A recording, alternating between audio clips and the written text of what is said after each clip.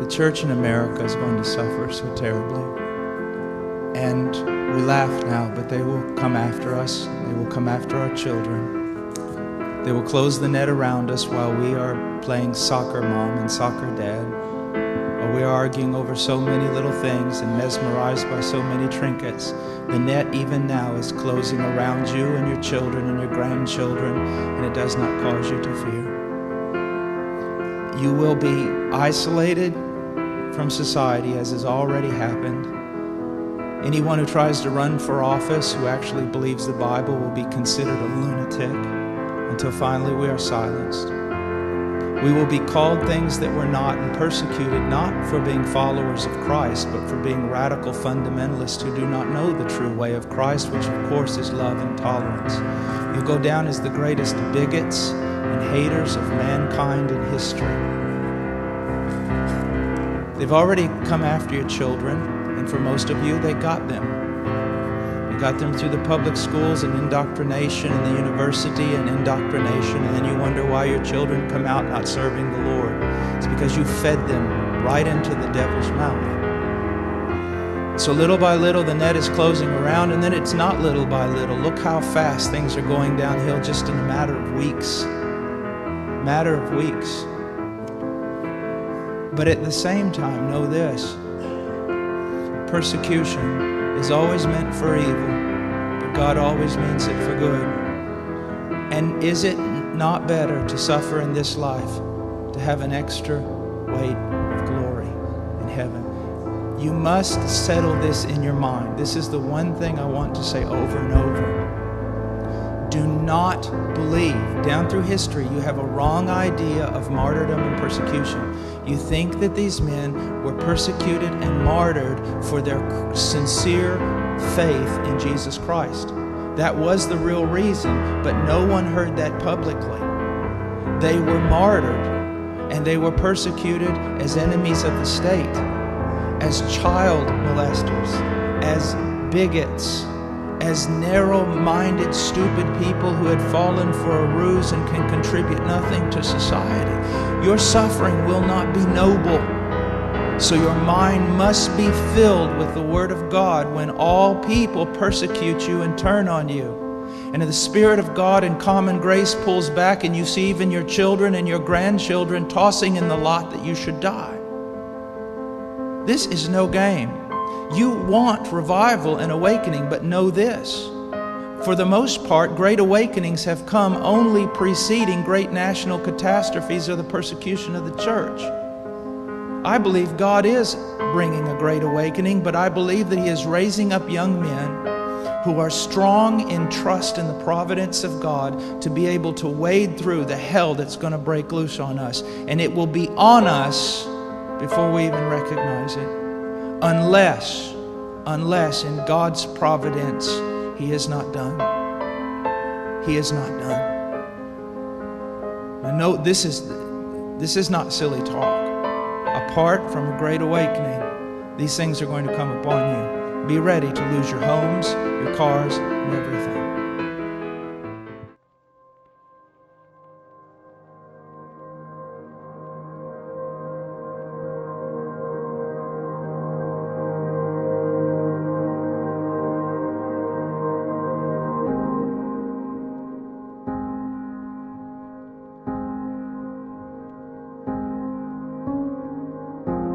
It's over now. The pain and the joy, the hard work, a lot of enduring and holding on. We are resilient. No, they were resilient. And we've sold them all. For what? Not much. Not enough. Just to carry it on a stick, held out in front of us, always just in front of us, just out of reach. We want to survive. We want a life. We want to live. It's over now. The great experiment is over now. churches close their doors and the city's burned, the churches will close their doors and the cities will all burn.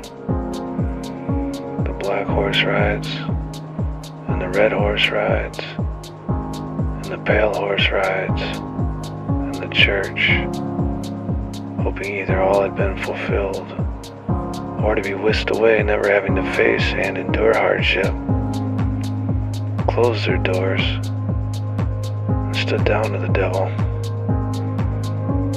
And Satan was given license to run wild across the land, a roaring lion devouring all who stood in his path.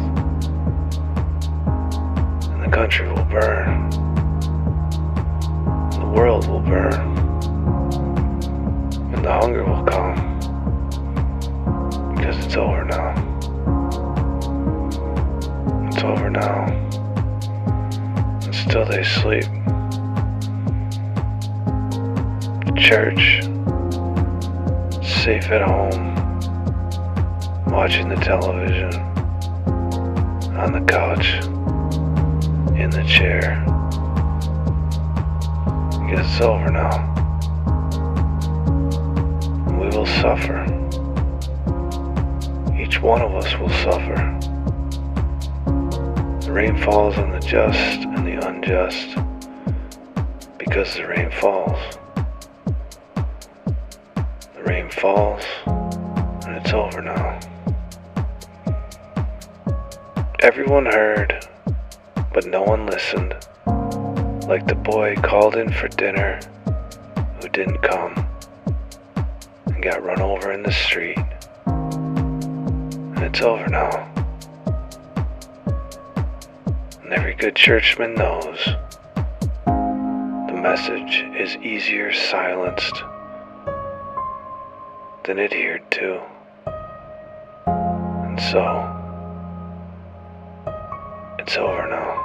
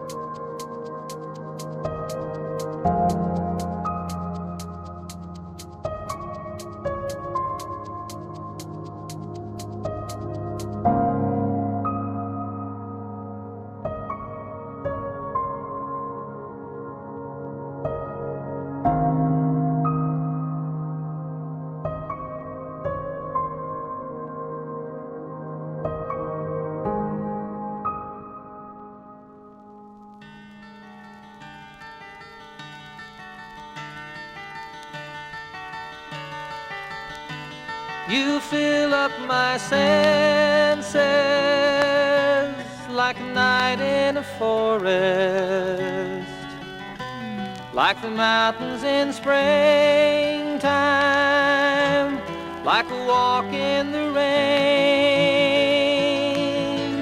like a storm in the desert, like a sleepy blue ocean. You fill up my senses, come fill me again. Come, let me love you, let me give my life to you. Let me drown in your laughter, let me die in your arms. Let me lay down beside you, let me always be with you. Come let me love you, come love me again.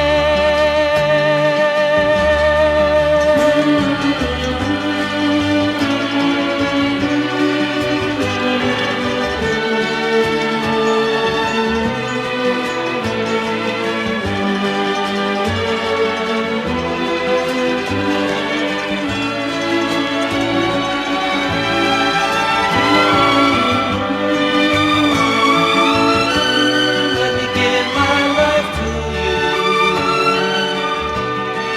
Come let me love you, come love me again. You fill up my senses like a night in a forest, like the mountains in springtime, like a walk in the rain, like a storm in the desert, like a sleepy blue ocean. You fill up my senses, come fill me again.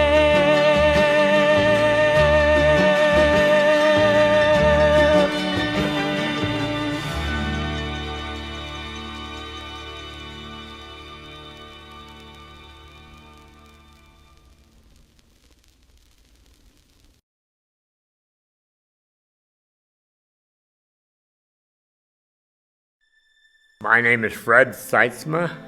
I was born in 1921. My father went into farming. I worked on these farms, and we often were the whole mainstay of our family's substance.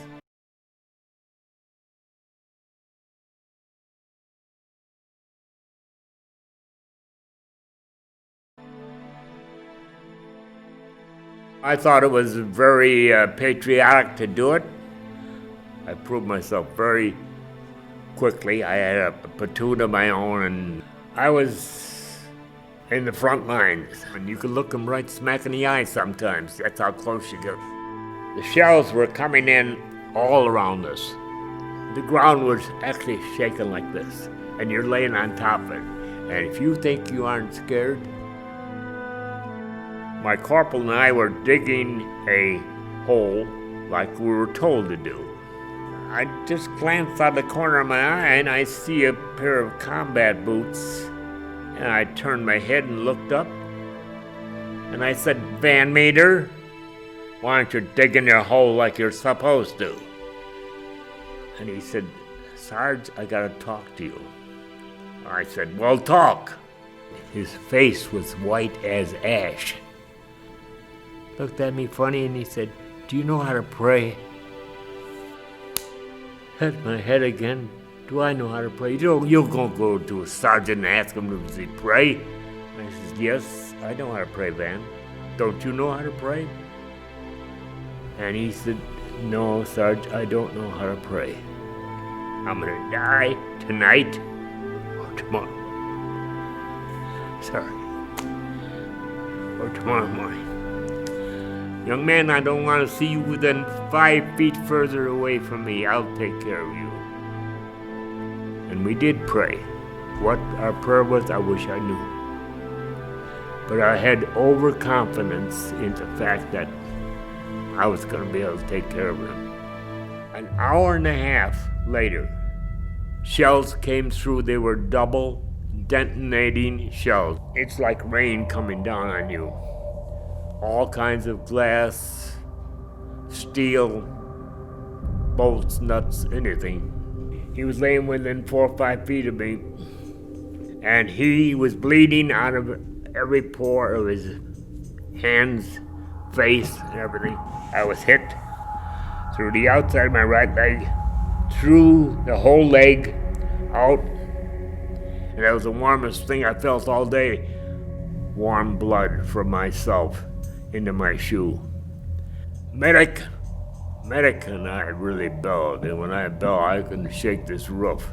I said, "First you're gonna tell me one thing, Fredericks. is my right leg attached to my body. He said, yes, sir, your leg is attached. I said, by how much? A thread or what? Because I can't feel the dumb thing. I was paralyzed halfway down. I couldn't feel nothing on this right side. My right hand, I couldn't do nothing with, not even scribble. Here's the young guy that I just told you about, 18 years old. But you know, the last thing he wanted was a chance to talk to God. Over 90 years old, it still affects me. Don't let the chance go by to witness for the Lord. I had a lot of self-confidence that I could do this and I could do that. No, you can't. Jesus is showing you, leading you, holding your hand. You're not going to do nothing. You don't need a captain, you don't need a sergeant, you don't need a corporal. You just follow God wherever you go.